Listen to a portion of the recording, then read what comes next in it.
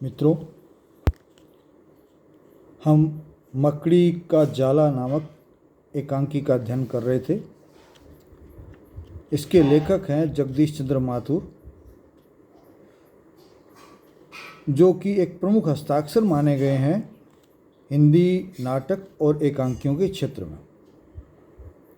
कल हमने इनका जीवनवृत्त, इनका कार्यक्षेत्र और इनकी साहित्यिक रचना का जो क्षेत्र रहा है उसके बारे में।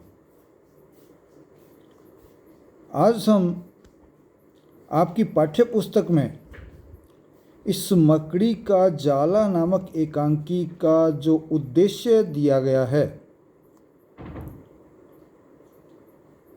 उसके बारे में इस पुस्तक के संकलनकर्ता क्या सोचते हैं या आपको किस सोच की तरफ ले जाते हैं उसके बारे में अध्ययन करेंगे। और एक बार फिर हम इस उद्देश्य का अध्ययन तब करेंगे जब हम इस एकांकी का सारांश भी पढ़ लेंगे, इसके मुख्य मुख्य अंश भी जान लेंगे। लेकिन प्रारंभिक तौर पर इस एकांकी संग्रह का संकलनकर्ता क्या सोचता है वो हम देखेंगे।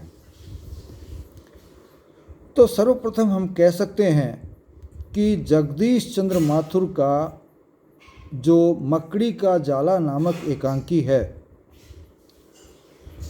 वो एक इस तरह का एकांकी है जिसमें मनुष्य का अंतर संघर्ष या अंतर संघर्ष उसको बखूबी उभारता है। हम सब जानते हैं कि मनुष्य में संघर्ष भीतर चलता रहता है, विचारों का भी चलता रहता है, भावनाओं का भी चलता रहता है, लेकिन वो संघर्ष बाहर नहीं आता और व्यक्ति उनके द्वंद्व में फंसा रहता है।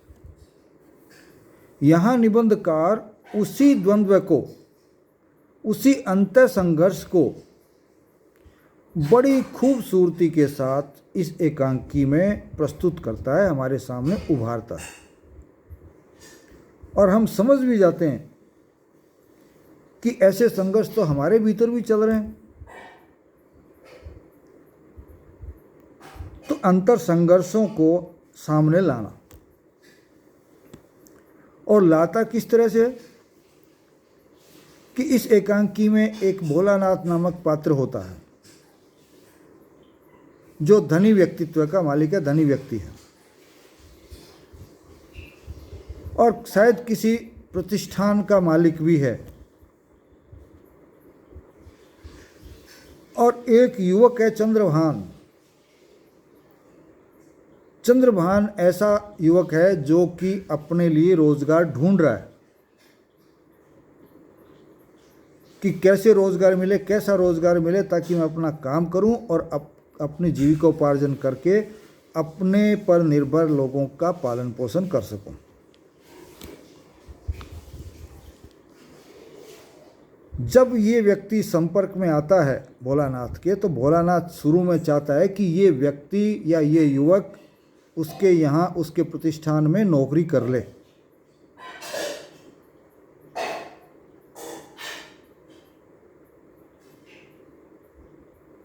क्यों चाहता है वो हम सब जानते हैं कि काम करने वाले की पहचान थोड़ी देर में ही हो जाती है और हर काम करने वाले व्यक्ति को हर नियोक्ता ये चाहता है कि वो उसके यहाँ काम करे, और यही उसका कारण है। अब आते हैं इसके दूसरे पहलू पे।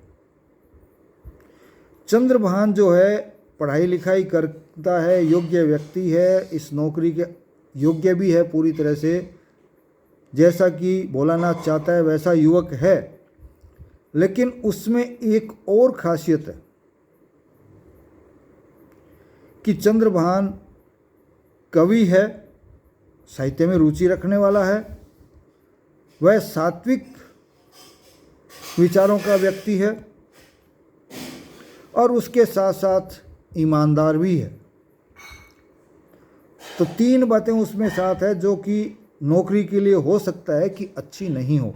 उनमें से कोई चीज़, वो क्या है?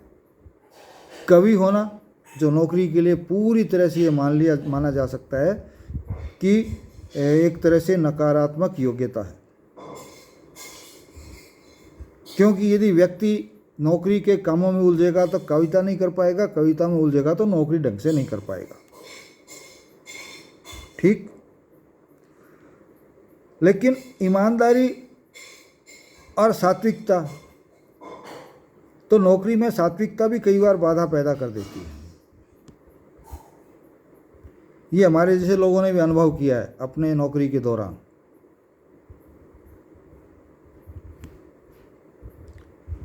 और ईमानदारी, ये 3 खासियत उसमें है।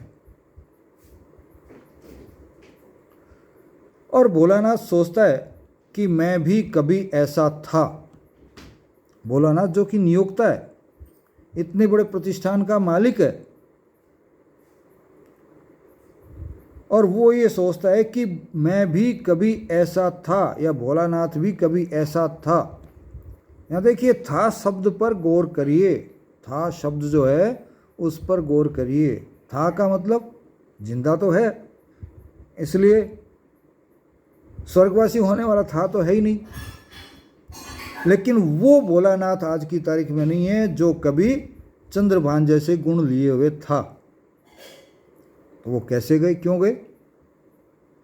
यहीं आकर के इस एकांकी की कहानी मोड़ लेती है और फिर द्वंद्व पैदा होते हैं, और संघर्ष, जो आंतरिक संघर्ष है, अंतर संघर्ष जो है मन में, विचार में, बुद्धि में जो होते हैं, वो यहाँ प्रारंभ हो जाते हैं हमारे सामने समक्ष।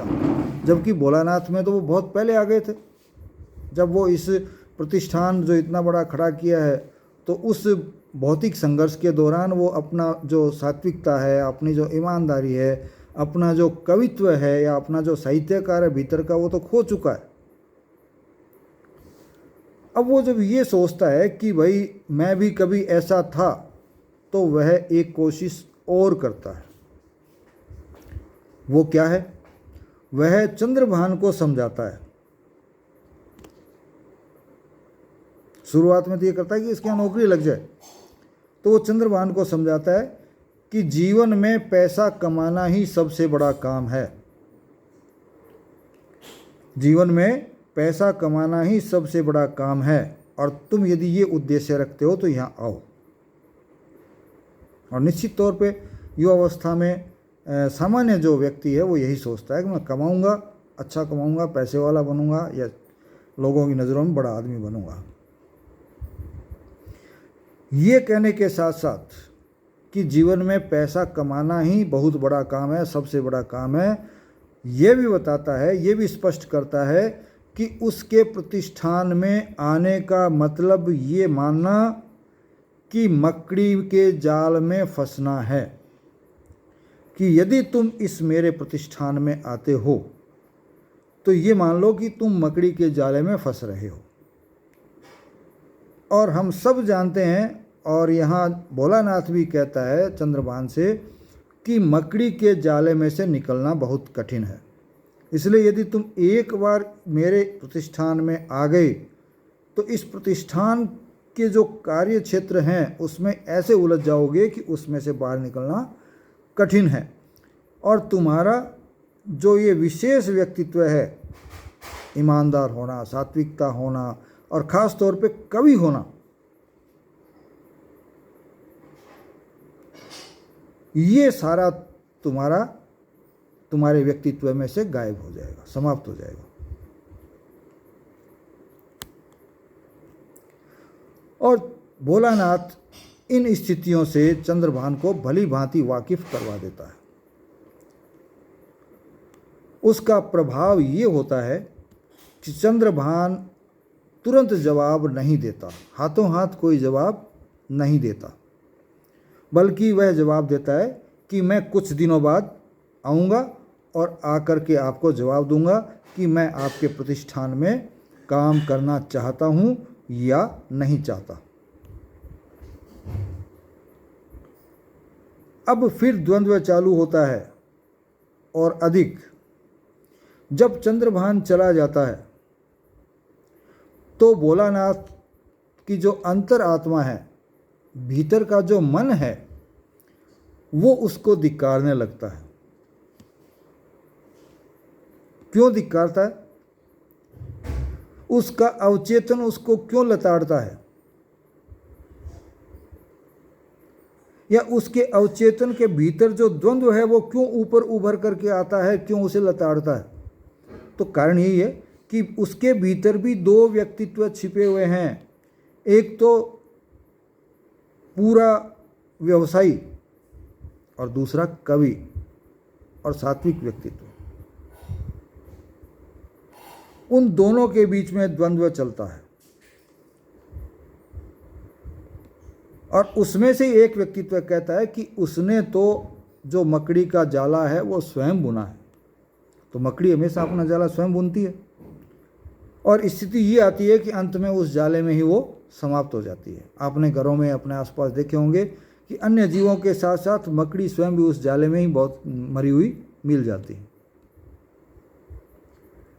और मकड़ी का जाला वो कहता है कि मैंने खुद ने ही बुना है और स्वयं ही उसमें फंसा हूं, और स्वयं से ही कहता है कि वह खुद भी कभी गीत संगीत का प्रेमी हुआ करता था, रागों का जानकार हुआ करता था, और उसके खुद के मन में सात्विक भाव रहा करते थे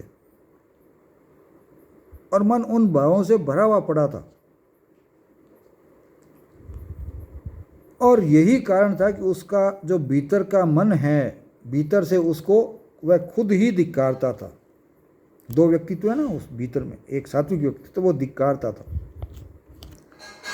और धिक्कारते हुए वह उसको कहता है कि तुम तो फंस गया सो फंस गया, लेकिन इस चंद्रभान को इस जाले में मत फंसने देना। चंद्रभान को इस जाले में बिल्कुल मत फंसने देना।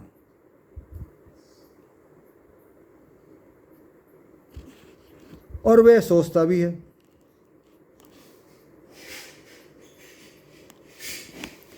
तो भोलानाथ को जब चंद्रभान यह कहकर चला जाता है कि मैं सोच करके बताऊंगा, तो भोलानाथ को थोड़ी सी संतुष्टि होती है कि चलो ये तो मैं जिस तरह से मकड़ी के जाले में फंसा था ये कम से कम नहीं फंसेगा, और वो इनकार कर देगा।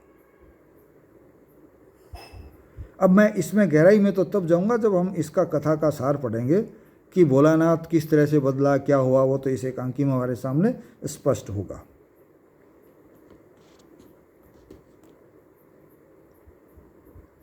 लेकिन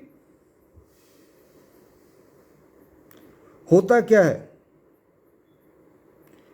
कि एकांकी के अंत में या कुछ दिन का जो समय लेकर के चंद्रभान गया था, वो भोलानाथ के पास आता है और भोलानाथ को अपने सेक्रेटरी के माध्यम से या किसी माध्यम से सूचना मिलती है कि चंद्रभान को यह नौकरी या यह कार्यक्षेत्र स्वीकार है। तो उसको एक धक्का सा लगता है। अब वो धक्का क्यों लगता है? क्योंकि वो सोचता है कि ये भी मेरी तरह से मकड़ी के जाल में फंस रहा है। और हम सब जानते हैं कि जीवन के क्षेत्र में पेट बहुत बड़ी चीज़ है, और उसके लिए व्यक्ति सब कुछ करता है। जब एक बार उस जाल में फंसता है, शुरू में खाली पेट के लिए करता है, फिर मान सम्मान के लिए करता है, फिर उसको उसका लालच होता जाता है और आगे से आगे बढ़ता जाता है और उस जाले में फंसता जाता है। इसी बात को एकांकीकार भोलानाथ और चंद्रभान नामक पात्रों के माध्यम से उकेर कर हमारे सामने लाना चाहता है। यही इसका उद्देश्य है कि हर व्यक्ति के मन में इस तरह के द्वंद्व आएंगे, इस तरह की परिस्थितियां आएगी, और उसके कारण उन परिस्थितियों के वशीभूत होकर के और वह व्यक्ति अपना मूल स्वभाव खो देता है। इंसानियत का जो मूल स्वभाव है उसको खो देता है। तो इस नाटक में नाटकीयता का चरमोत्कर्ष भी आता है इन परिस्थितियों के कारण, और भोलानाथ के लिए बहुत पीड़ादायक स्थिति होती है, क्योंकि वो स्वयं उन स्थितियों को भुगत चुका है और आज भी उनके कारण से दुखी है। पर नियति के आगे सब विवश है, ये वो मान लेता है। अब यहाँ हम इसको एक निकालते हैं कि इस उद्देश्य की पूर्ति में एकांकी सफल हुई या नहीं हुई, वो देखते हैं। इस एकांकी में भोलानाथ के अंतर्द्वंद्व को एकांकीकार ने बहुत अच्छी तरह से स्पष्ट किया है या रूपायित किया है, हमारे सामने पूरी तरह से उकेर करके रख दिया है, उसको एक रूप दे दिया द्वंद्व को।